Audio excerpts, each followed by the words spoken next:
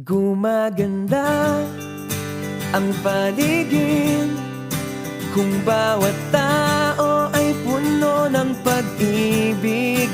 Napapawi ang bighati, masilayan lang ang iyong ngiti. Okay gandang isipin ang isang mundong puno ng pag-ibig.